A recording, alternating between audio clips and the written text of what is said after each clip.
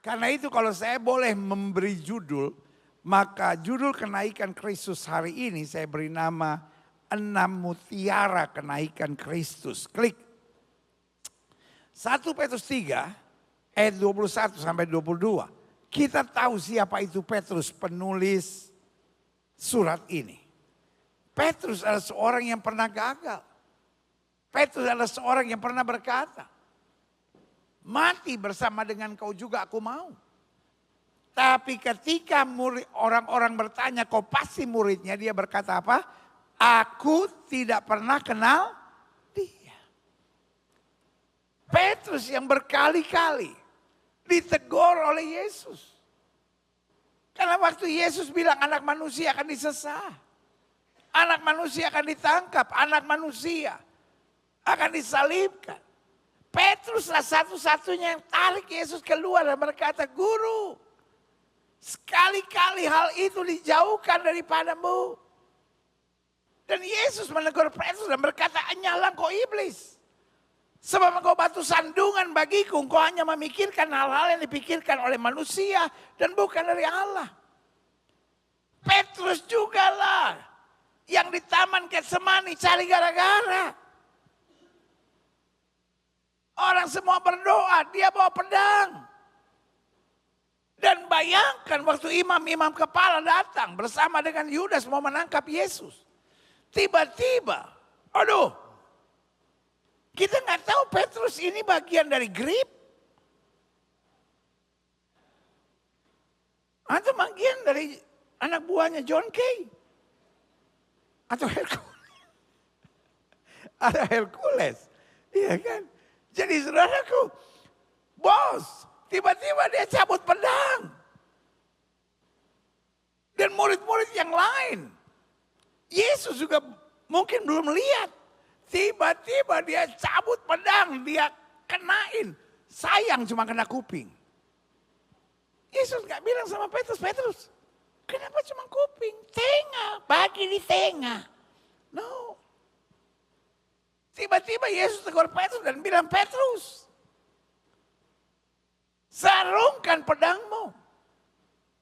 Orang yang hidup dengan pedang akan mati dengan pedang. Jadi kekristenan tidak pernah mengenal membalas yang jahat dengan yang jahat.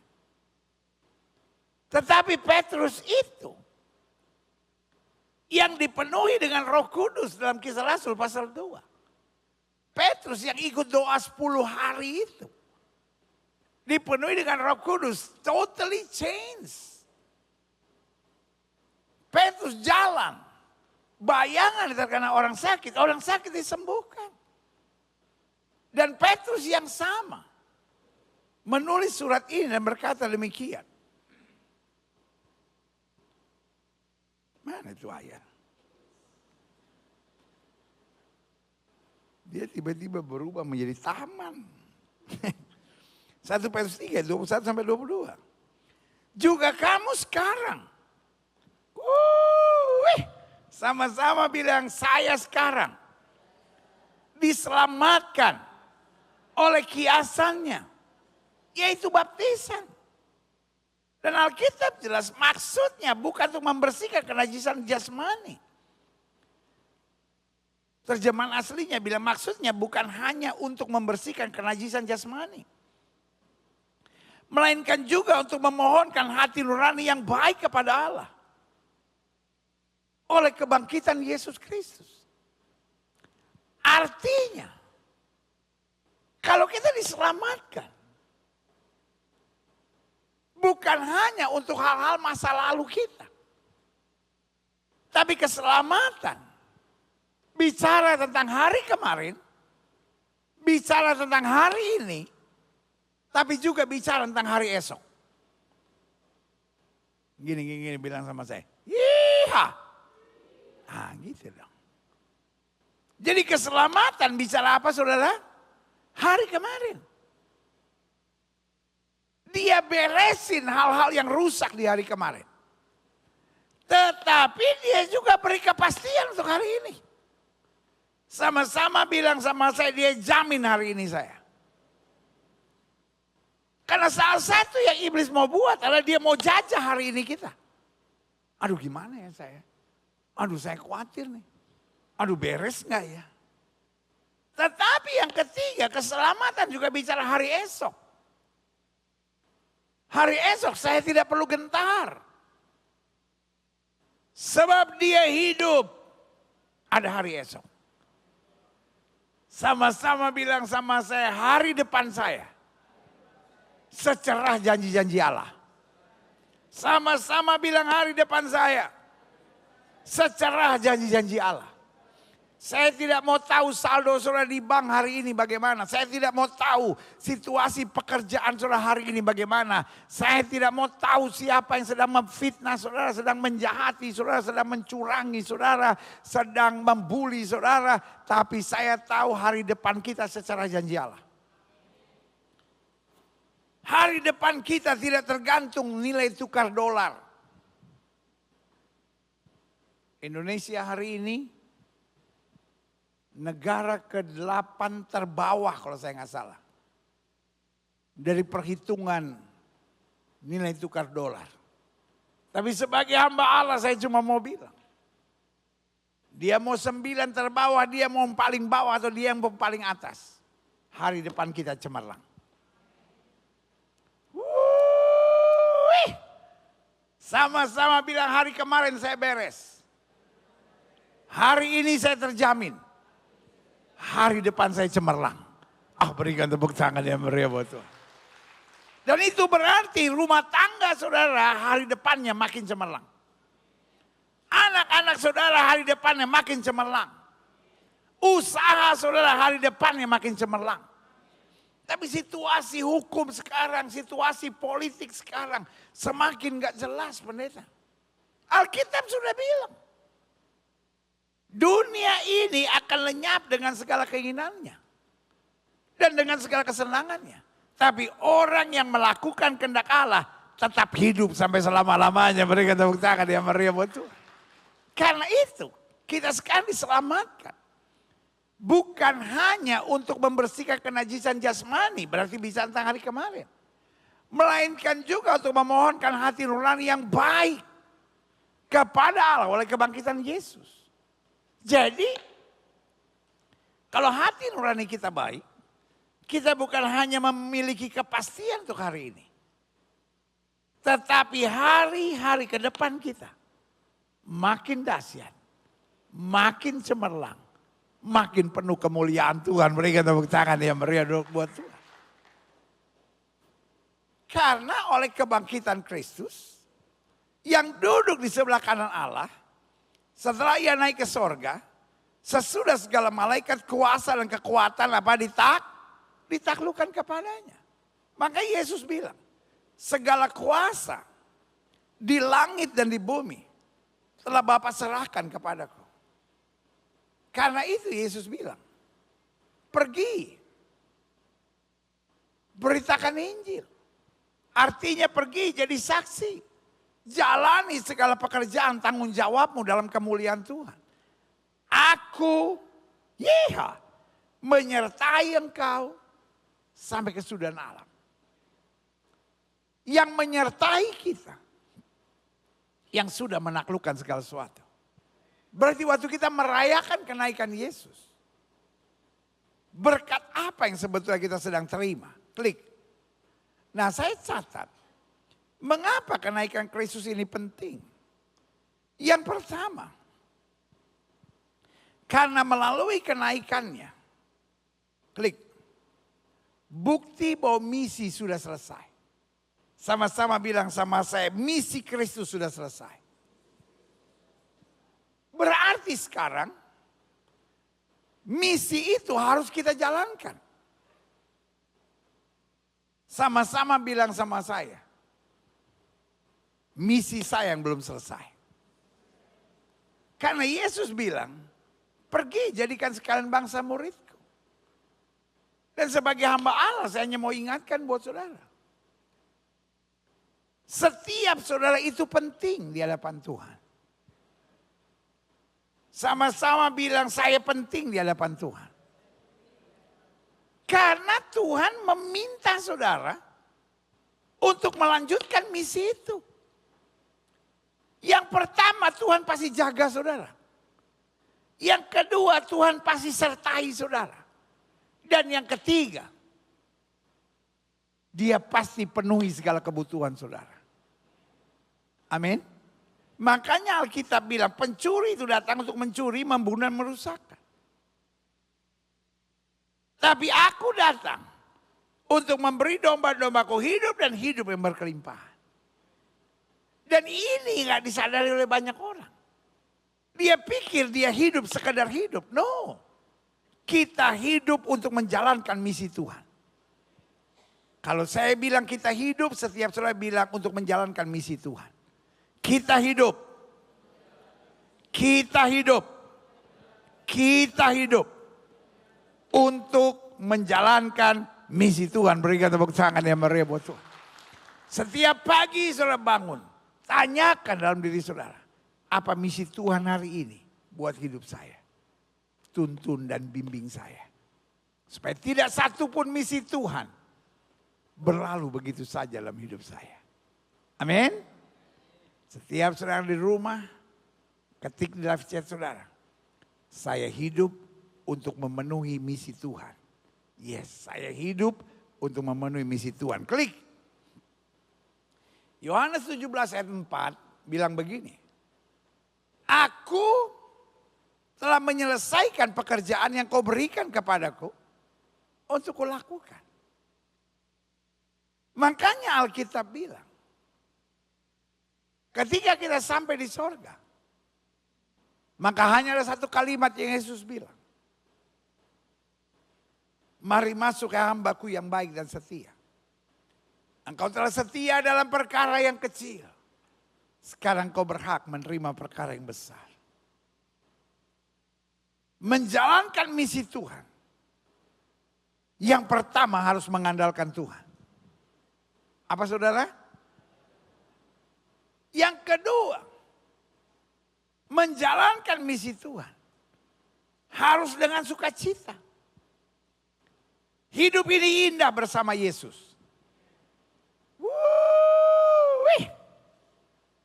Yang pertama apa saudara? Bergantung pada Tuhan. Yang kedua apa? Harus dengan sukacita. Karena hidup ini indah bersama Tuhan. Jangan apa-apa ngeluh. Jangan apa-apa mikirnya jelek. Jangan apa-apa panik. Bersama Yesus kita cakap menang segala perkara. Yang pertama apa tadi? Andalkan Tuhan.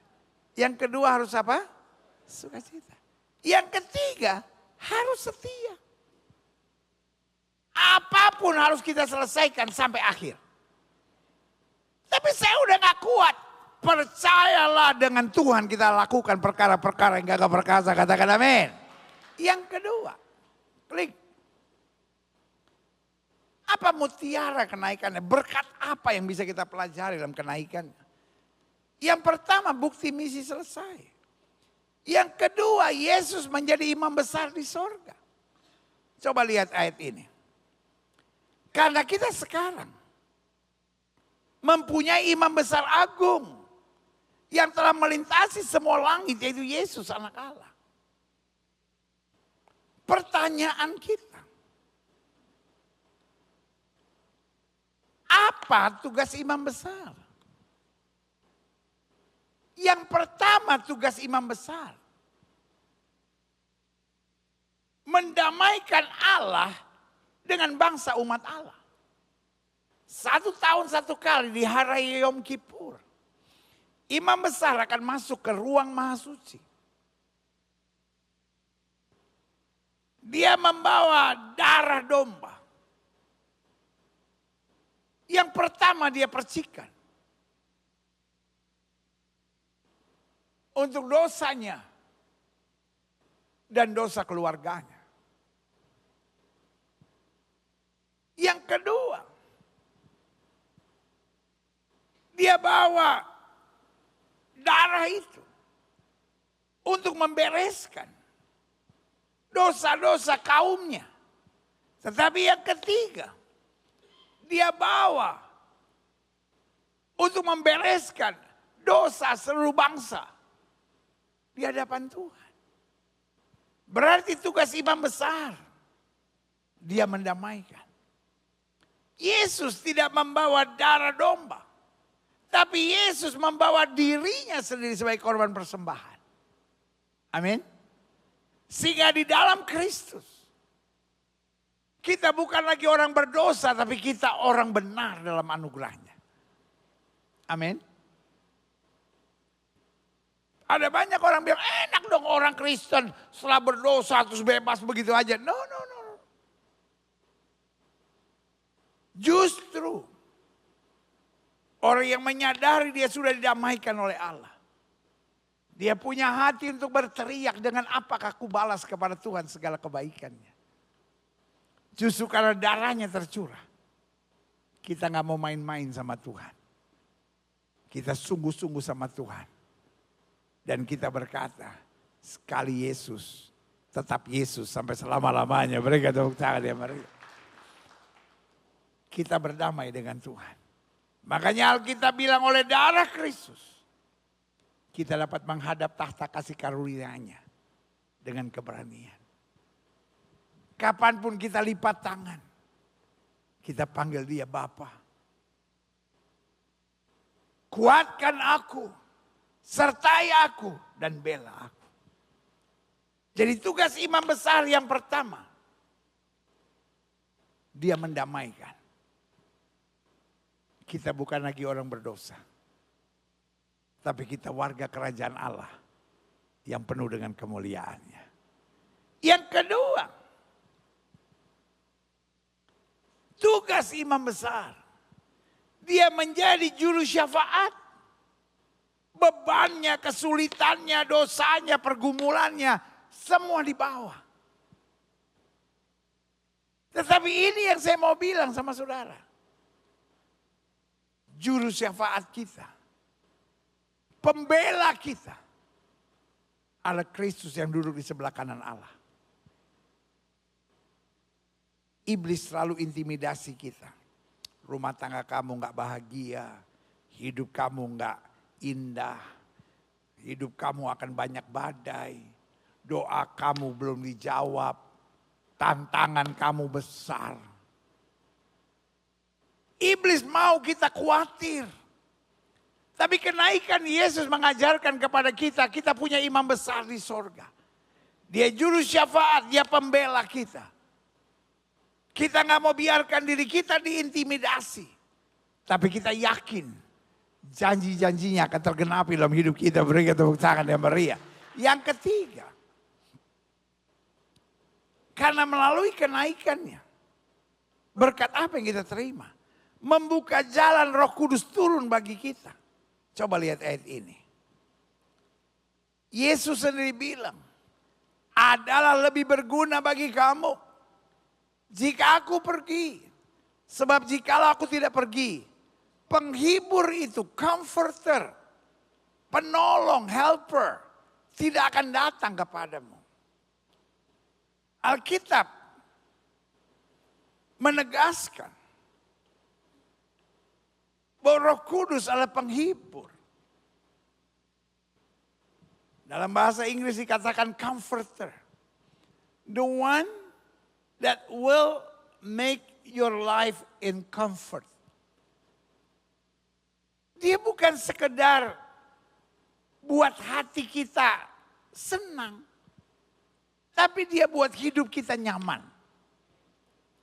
Itu yang saya bilang. Tuhan gak bilang bahwa hidup kita gak akan ada masalah.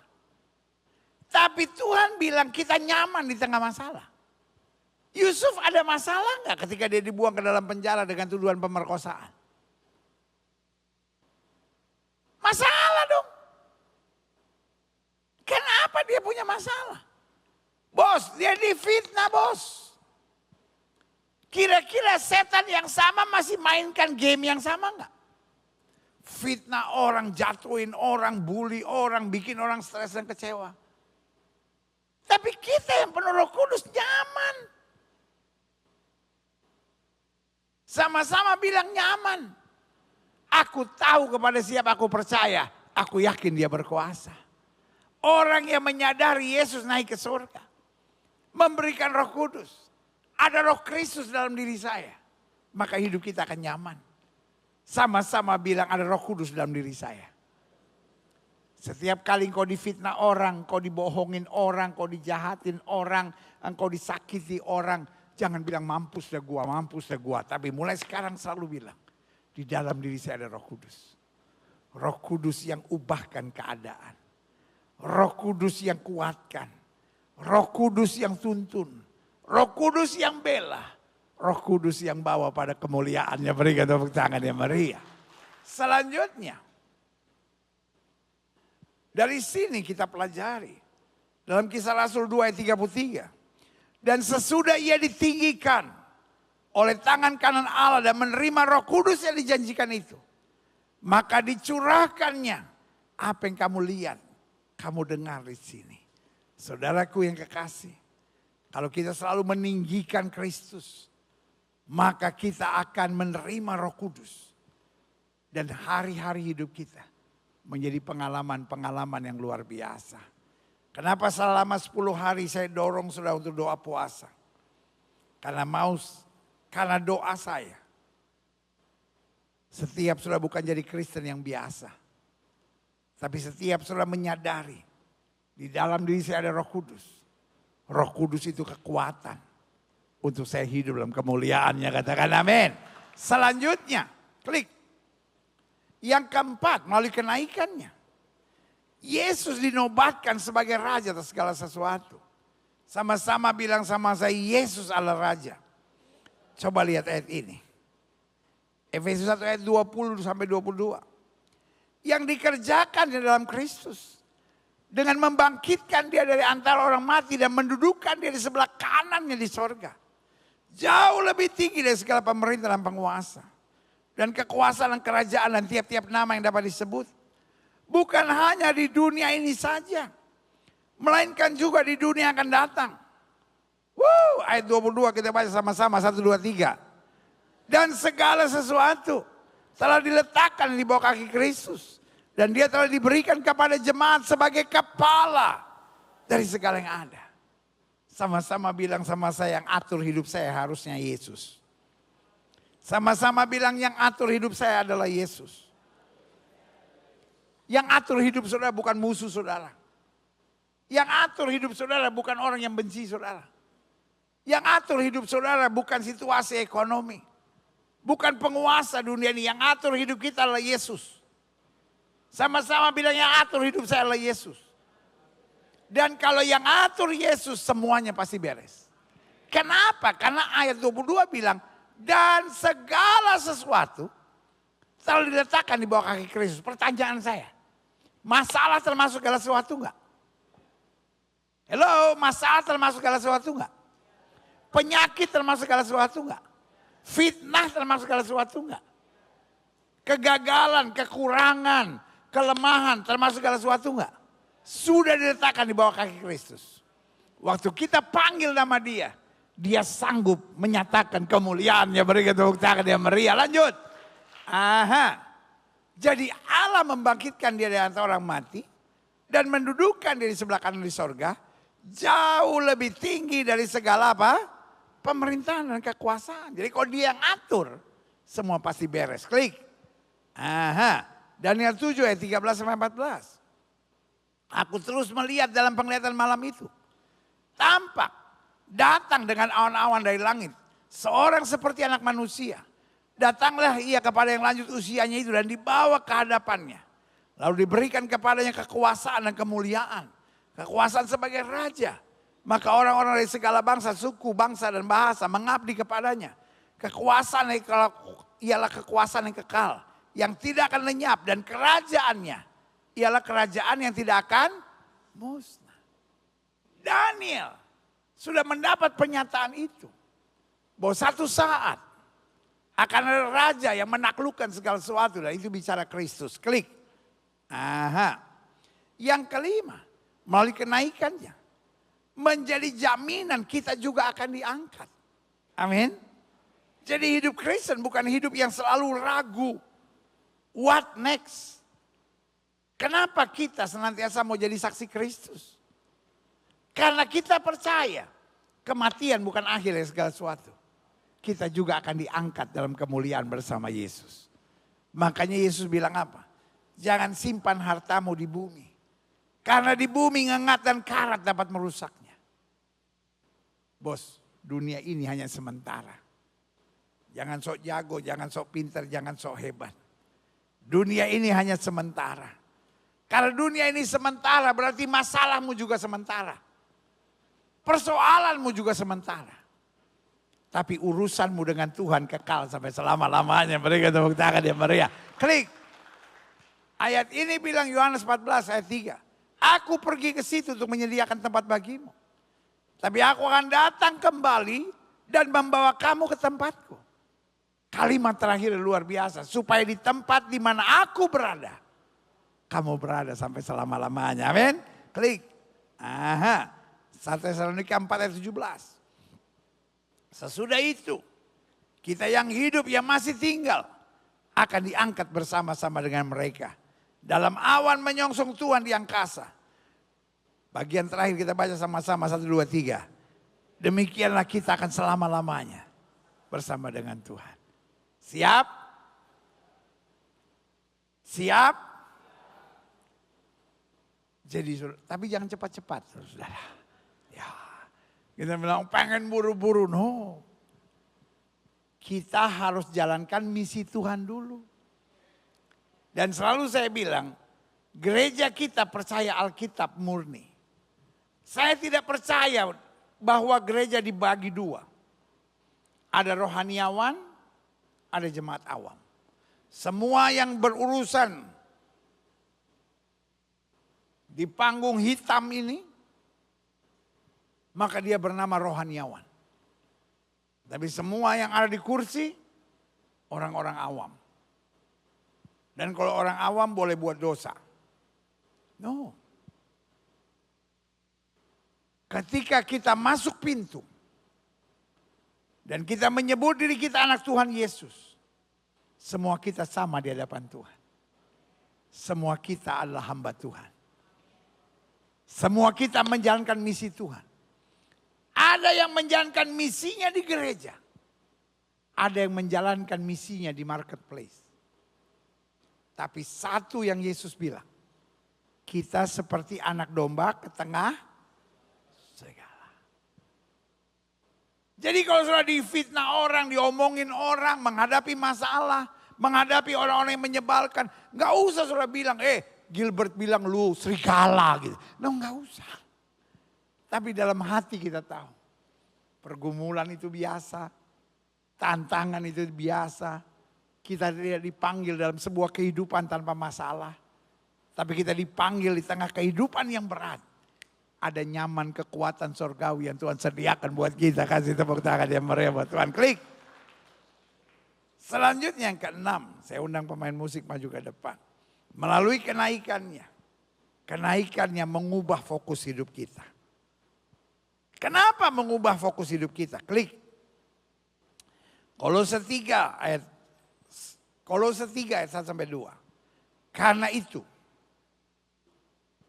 kalau kamu dibangkitkan bersama dengan Kristus, carilah perkara yang di atas.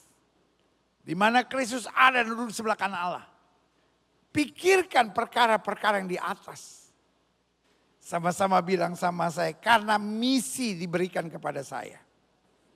Sama-sama bilang karena misi diberikan kepada saya. Sama-sama bilang karena misi diberikan kepada saya. Maka yang saya cari perkara yang di atas. Dunia harus kita jalani. Tetapi dunia harus kita terangi. Karena Alkitab bilang kamu adalah terang dunia. Dunia harus kita garami. Kenapa dunia harus kita garami?